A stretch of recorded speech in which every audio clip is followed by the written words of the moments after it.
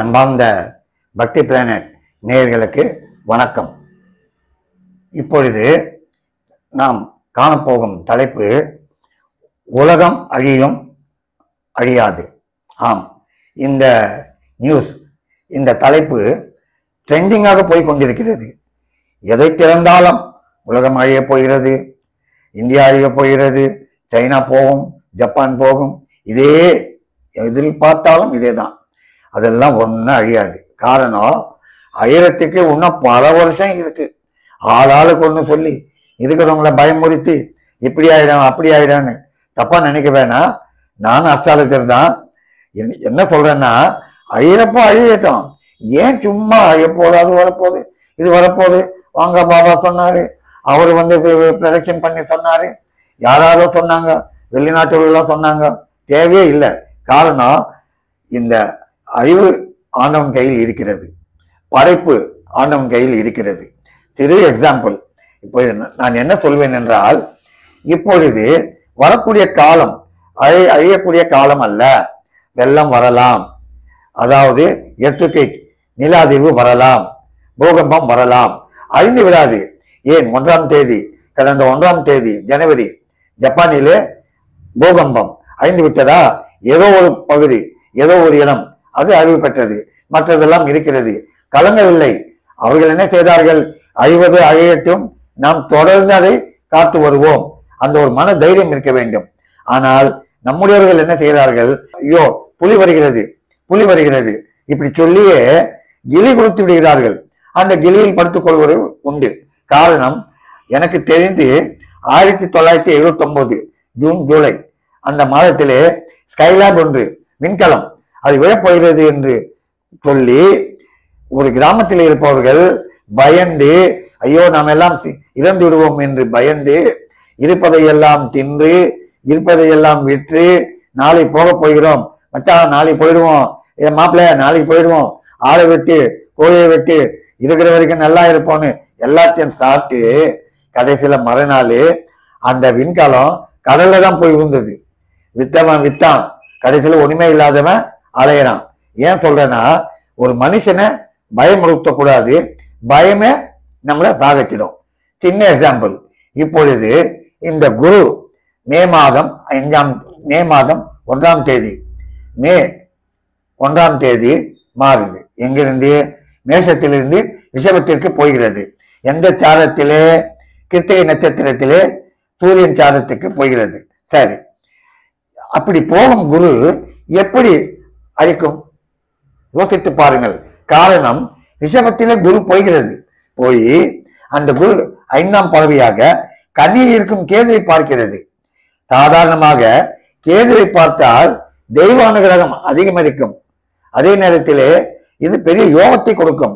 குருவை கேது பார்த்தாலும், குரு கேது சேர்ந்தாலும் கோட்டீஸ்வர யோகம் எனக்கு தெரிந்து நான் பார்த்திருக்கிறேன். அதே நேரத்திலே இந்த குரு இங்கிருந்து மகரத்தை பார்க்கிறது, 2வது விருச்சிகத்தை பார்க்கிறது. விருச்சிகத்தை பார்க்கும் பொழுது நிலவளங்கள் எல்லாம், அதாவது லேண்ட் எல்லாம் அதிகமாக விற்குமே தவிர அதற்கு ஒன்று பாதிப்பு வராது. காரணம், அழிக்கக்கூடியவன் யார் என்றால் சனி. அவன் சொந்த வீட்டிலே உட்கார்ந்து விட்டான். இப்பொழுது சிறிய எக்ஸாம்பிள். அதாவது நம்முடைய வீட்டிலே யாராவது வரலாம், இருக்கிறதை எடுத்துக்கொண்டு போகலாம். நம்முடைய வீட்டில் இருப்பது நாமே எடுத்துக்கொள்வோமா? நாமே திருடி விடுவோமா? அதே போல சனி அவனுடைய சொந்த வீடான கும்பத்திலே இருப்பதால் அழிக்க மாட்டான். இந்த சனி இங்கு பார்க்கிறது, மேஷத்தை பார்க்கிறது, சூரியன் இருக்கும் இடமான சிம்மத்தை பார்க்கிறது, இங்கே விருச்சிகம் செவ்வாயை பார்க்கிறது. சனி செவ்வாயை பார்த்தால் அழிவு வராது, நிச்சயமாக சொல்கிறேன். அரசியலில் குழப்பங்கள் வரலாம், அரசியல் தலைவர்களுக்கு உடல்நிலை பாதிக்கலாம், இப்படி செய்யலாமே தவிர, ஐயோ ஏன் கேட்குறீங்க, எது திறந்தாலும் போயிடும், இந்த மாதிரி நாடு போயிடும், ஊரு போயிடும், உலகம் போயிடும், நிலம் வெடிக்கும், தண்ணி அப்படியே கொட்டும், என்னென்னமோ பயமுறுத்தி இருப்பவர்களை பயம் காட்டி விட்டால் அவர்கள் எந்த தொழிலும் செய்ய மாட்டார்கள். பொதுவாக நான் தவறாக கூறவில்லை. இப்பொழுது ஒரு நடிகர் அவர் கூறுகிறார், உலகம் அழிய போகிறது, வந்து விட்டது, 2024 வந்து விட்டது. இருக்கட்டும், அதை கூற வேண்டிய அவசியம் இல்லை. அவர் என்ன செய்ய வேண்டும்? நாம் முன்னேறுவதற்கு என்ன செய்ய வேண்டும், அதே நேரத்திலே மற்றவர்கள் முன்னேறுவதற்கு என்ன செய்ய வேண்டும், மற்றவர்களை பயமுறுத்த வேண்டாம். காரணம், ஐயா ஏதோ ஒரு பெரிய கன்ஸ்ட்ரக்ஷன் செய்யணும், அதை நான்லாம் சம்பாதிக்கணும், அந்த யோசனையில இருப்பாங்க சிலர். என்னடா என்னமோ அழிய போகுதுன்றான், இருக்கிறதும் கூட போகுது, அந்த பயத்தில் இருப்பாங்க. ஒரு பெரிய தொழில் செய்யணும், ஒரு ஃபேக்டரி கட்டின இண்டஸ்ட்ரி, அவன் யோசனை பண்ணுவான், நம்ம அழியுதுன்றாங்க, சரி பார்ப்போம் இந்த வருஷம் ஏன் வம்புல மாட்டணும். அப்படி பொருளாதார சிக்கலை உண்டாக்கிவிடும் இந்த வார்த்தை. காரணம், ஒருவன் உடல்நிலை சரியில்லை, பார்த்துக்கின்னு இருக்கிறான். நம்ம என்ன செய்யணும்? போய் யோ என்னையா பத்தின்னு இருக்கிற, ஒன்னும் இல்லை ஏந்திரியா, தைரியமா ஏந்திப்பான். நம்ம போய் என்னையா பத்தின்னு இருக்கிற, என்னையா காலெல்லாம் வீங்கிறது, யோ அவருடைய பிள்ளையா காலெல்லாம் வீங்கிச்சு, அதுக்கப்புறம் ஒரு வாரத்துல உடனே போயிடுவான் பயத்திலேயே. காரணம், மனிதனை கொள்ளுவது பயம். ஆகவே இந்த மே மாதம் 1ஆம் தேதியில் எப்பொழுது குரு கிருத்திகை சாரத்தில் மாறுகிறதோ, கண்டிப்பாக உலகத்திற்கோ இந்தியாவிற்கோ சென்னைக்கோ தமிழகத்திற்கோ எந்த பாதிப்பும் வராது.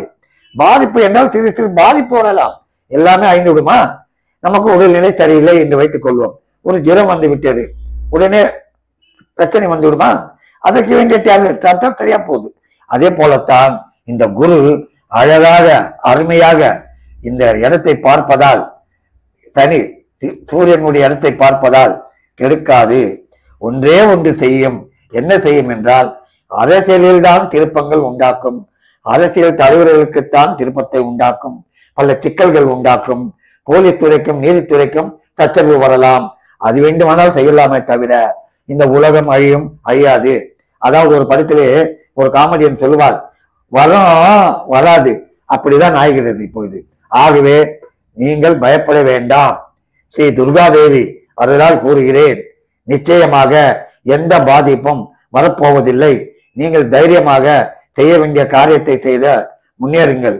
காரணம், சிறு எக்ஸாம்பிள், அதாவது ஒரு நாட்டிலே ஒரு பெண் கருப்பு இனத்தவர், அவருக்கு போலியோ.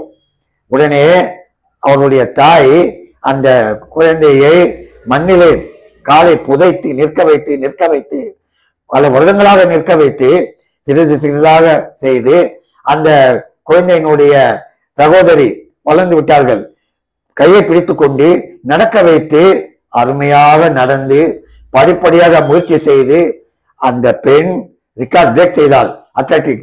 அத்லெட்டிக்கில் ரெக்கார்ட் பிரேக் செய்தாள். லேமா அவருடைய பெயர்.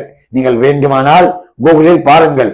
காரணம், நம்முடைய மனதைரியம் எல்லாத்தையும் ஜெயிக்குமே தவிர மனதை நாம் சோர்வதை செய்துவிட்டால் ஒன்றும் செய்ய முடியாது. ஆகவே நண்பர்களே, உங்களுக்கு கூறுகிறேன், தைரியமாக இருங்கள், ஒன்றும் அழியப் போவதில்லை. இது எல்லாம் ஒரு கட்டுக்கதை என்றுதான் சொல்லுவேன். அதாவது பிரச்சனை வரலாம், அவ்வளவுதான், அழிந்துவிடும் என்று சொல்லவில்லை. நன்றி, வணக்கம்.